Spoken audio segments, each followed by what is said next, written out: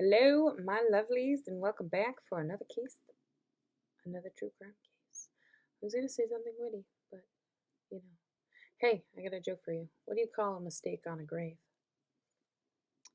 A grave mistake.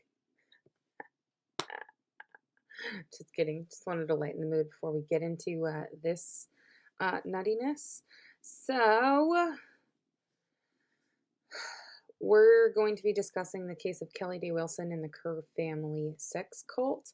This is going to be a two-part thing that we're going to be talking about. So, in Gilmer, Texas, between 1989 and 1992, which is when Kelly Dae Wilson disappeared, there was a giant satanic panic witch craze, like all over Gilmer, Texas. Now, Gilmer, Texas was a tiny town, tiny town.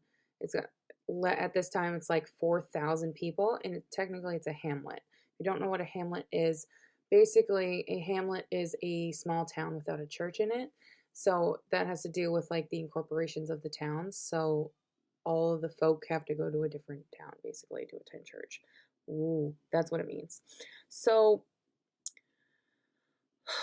the big thing about this case is that Kelly Dae Wilson disappeared and we have never found her body. So we don't actually know if she died. All we know is hearsay of what came up with the Kerr family and them investigating this case. So, yeah. So a lot of people really think that they believe that Satan is the one that visited the night that she disappeared. So Kelly Wilson, she disappeared the night of January 5th of 1992. And at the time she was 17 years old. She was a very Kelly Wilson was known to be a very well-liked kid. Very well-liked kid. Like everybody knew of her. She was a good student. She had her own job. She was working at a video store. And now that was called Northwest Texas Video. And so she had her own job. She had a boyfriend. His name is Chris Denton. And she was just really well liked. And her disappearing under mysterious circumstances was kind of like, what is going on? Like, they didn't really understand it. So the full kind of thing about her disappearance is she was last seen at or around 8:30 p.m. And this is when she was leaving her workplace, Northwest Texas Video, to go to a nearby bank so she could make the night deposit. But this also has speculation too when it comes to it. It's either she was making the night deposit for the video store or she was cashing a check. Like, there's two different things when it comes to exactly what she was doing at the bank. But she never returned home after this.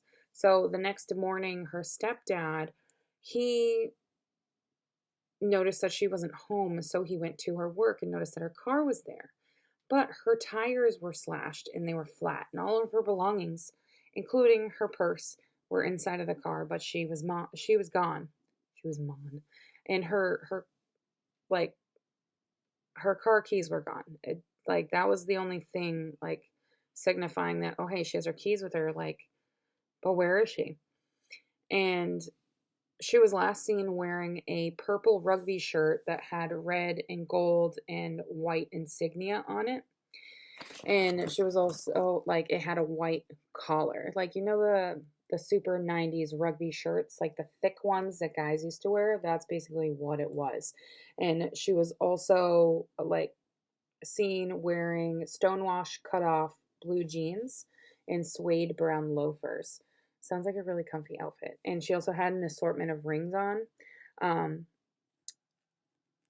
And she also had her retainer on her lower teeth.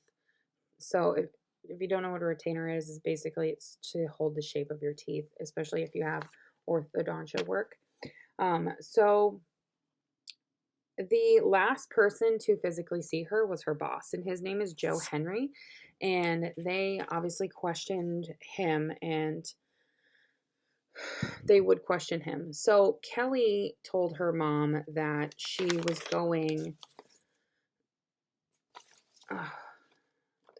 to a friend's place after work.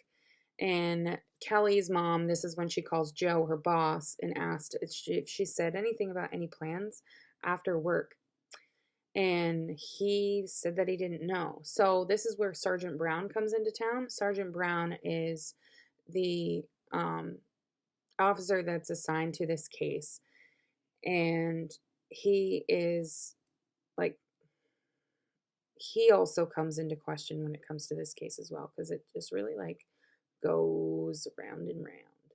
So he led the investigation initially, and he did receive a tip about Kelly's body being dumped in a field, but when he checked this field, no body was present. So there was 3 people of interest in this case. So Joan Henry, which is her boss, last person to see her alive, and he was ruled out after he passed a polygraph and his alibi cleared. The second person is a man named Michael Bibby. Now, this person, he was a local skateboarder, and he was heavily influenced by Satanic Panic of what was happening, like, in this time.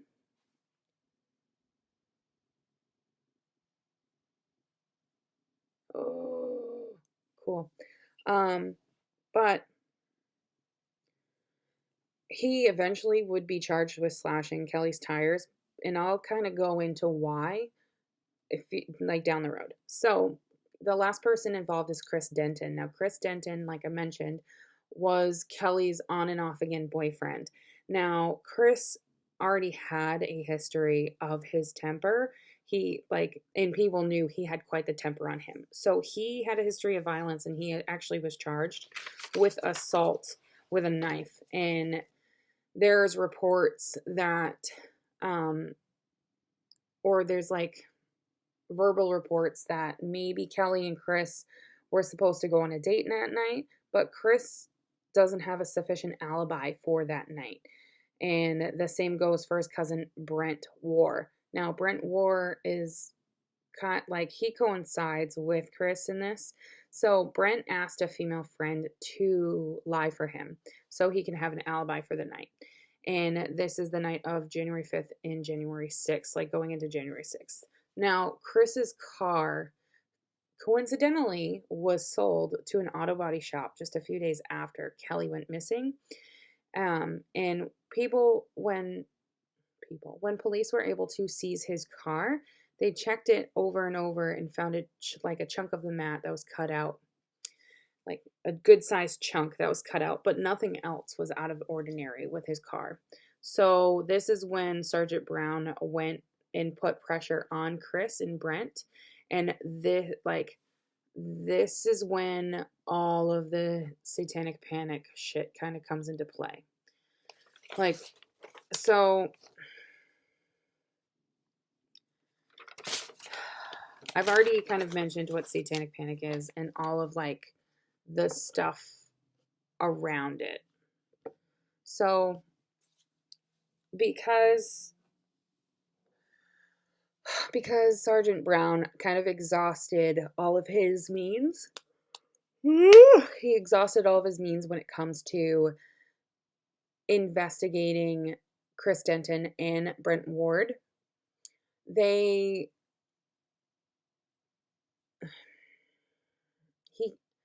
He has hit a dead end, and like he doesn't want to hit a dead end because he really wants to find Kelly Wilson. Well, let's kind of like stop that right there, and we're going to start talking about the Kerr family, and then we're going to talk about Wanda Gear and they're like why they are important. So, the Kerr family. So there's Eugene, Geneva, Loretta, and Wendell. And the reason why these names are important is because of everything that they're kind of like involved in when it comes to this case. So the Kerr family, they were known as like the town hillbillies. That's kind of what you need to know. They were country folk. They lived in a dilapidated house or houses, trailers, rundown shacks on Cherokee Chase Road. And they all kind of lived like in a congregation together, basically. Like we had some in this house, some in that house, kind of like a family compound. So Loretta and Wendell Kerr are the parents of obviously of some kids in the main Kerr house. Now, Loretta went to the police in 1989 to file to basically file charges against her husband Wendell. And this is due to the fact of coming to believe that he is sexually abusing their two daughters, and their ages are 5 and 6. Now, somehow Loretta becomes implicated in this assault case as well.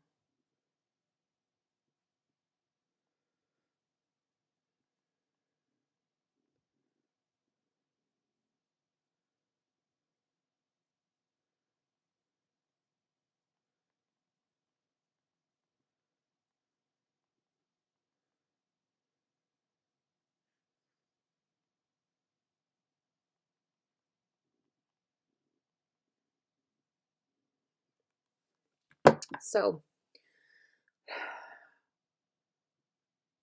yeah, so since she's implicated, the children were taken away and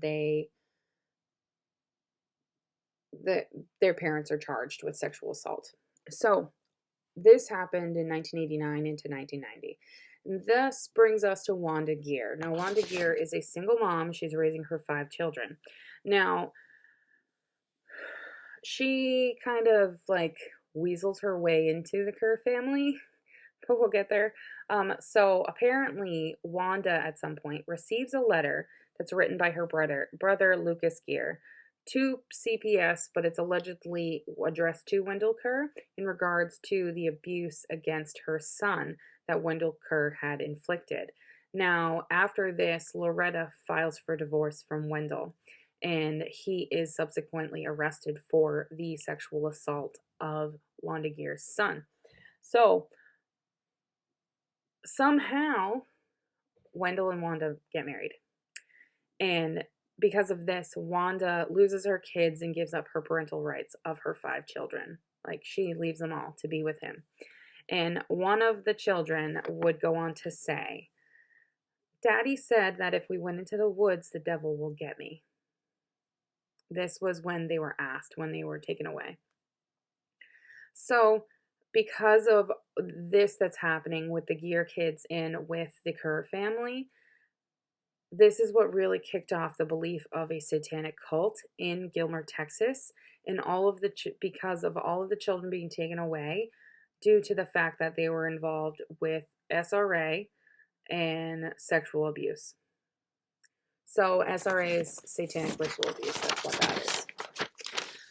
So the Kerr family children end up going to a house in particular, and this is the house of Marie and James Lapp. Now, this couple was known to be a therapeutic foster couple who used the holding method. If you don't know what the holding method is, basically this is where they force the kids to endure like being held by somebody.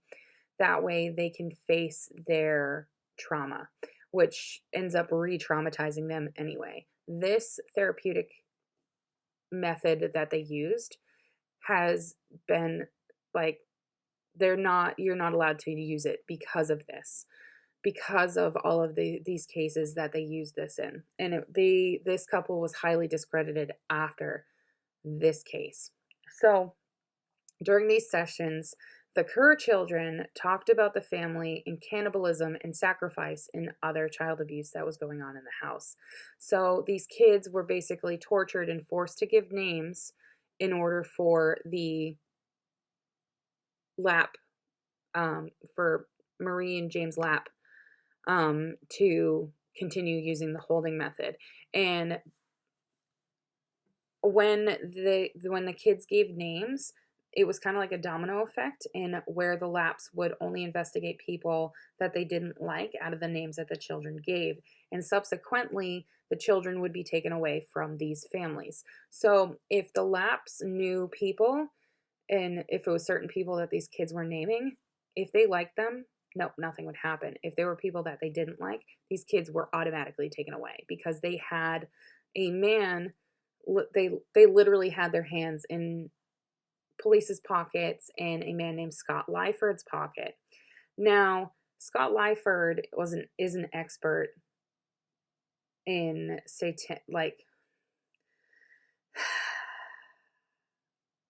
he was hired because he's an expert in satanic panic case, they the occult in the background and all this and all of these satanic panic cases. And he started looking into Kelly Dae Wilson's case. Now, Scott Lyford believed that Kelly was murdered by the cult who settled in Gilmer. So they needed somebody to testify about Kelly. And apparently there was this 7-year-old boy that was kept in a holding session for an entire day. This boy was subjected to torture of being forcibly held by an adult for an entire day. If you want to talk about child abuse, right there is child abuse. Now, they questioned him about Kelly, and this is when he stated that Kelly was killed by the Kerr Family cult. And when Sergeant Brown caught wind of this and of what Lyford was doing, and Brown believed that Lyford was destroying his investigation because he was tampering with all these witnesses. Now, Lyford and his team, he hired 2 other people to help him. Lyford and his team coerced testimony that implicated Sergeant Brown. This is what I was talking about, how he's involved in being charged. Implicated Brown as playing a role in the Kerr Family Sex Cult. And this was in January of 1994. So now it's 2 years have passed since Kelly has gone missing. But he wasn't the only one arrested. The other people that were arrested was Wendell Kerr, Wanda Kerr, which is Wanda Gear, Geneva Kerr, Danny Kerr, Connie Martin, Roger Don Holman, Tammy Jo Smith, and apparently all of these people were in the cult with Sergeant Brown. Now, Connie Martin, when she talked to investigators, she stated that the cult kidnapped Kelly and got Michael Bibby to slash her tires because of how he was influenced by the satanic panic. Now, and he slashed her tires in the parking lot of her work so that it would look like she pulled into the parking spot of her work. And somebody just slashed him there. So they planted her car there. Now, after they kidnapped her, they brought her to the woods near the Kerr house, and this is where they held her and tortured her for 10 days, apparently. Apparently this happened for 10 days. And during this is when she was sexually abused, and the person that ordered the abuse to happen was Geneva Kerr, which Geneva Kerr would be the grandparents to the initial Kerr children that we talked about. Because Geneva ordered the others to abuse her, she ordered them to stab her to death, cut off her breasts and ordered the men to hang her from a tree and drink her blood. Then after this, they cut her up and ate her. But none of this ever happened. All of this was coerced. It was known that Lyford brought people into a room, shut off the cameras that were actually recording. So cops have cameras that have to be in interrogation rooms so everything can be on camera. Because if anything happens and the camera's not rolling, they're fucked. So he had the camera shut off so he could coerce them and coach them into saying what he wanted them to say. So none of this that Connie Martin talked about ever happened. And all but Connie was arrested for kidnap, rape, and murder of Kelly Wilson. This included Sergeant Brown. Now, all of these charges were eventually dropped due to the fact that the judge was aware with the witness tampering and the tainting, corruption, and coercion of all the testimonies. So, Lyford screwed up this entire case. He fucked up this entire case for everybody, especially for Kelly's parents. Now, if satanic panic never became a true thing, Sergeant Brown might have been able to solve this case. Now, because nobody was ever formally charged with her murder, they still have one prime suspect, and that is, unfortunately, her boyfriend, Chris Denton, but we'll never know. Chris Denton passed away in 2021 from cancer, and he remains the prime suspect in her death and disappearance. Yeah. But that, my friends, is the lovely case of Kelly Dae Wilson in the Kerr Family Sex Cult. And how absolutely batshit crazy this is. Yeah. Yeah. Like, I read into the actual, like, court case documents when it came to the Kerr family, and, like, it gets really, really bad. That's why I'm not talking about a lot of what they talked about, because it gets to that point where it's like, as a parent, I can only handle so much when it comes to crime against children. But yeah, that, my friends, is this lovely case from Gilmore, Texas. I hope you guys enjoyed, and I will see you guys in another video tomorrow. Bye, you guys.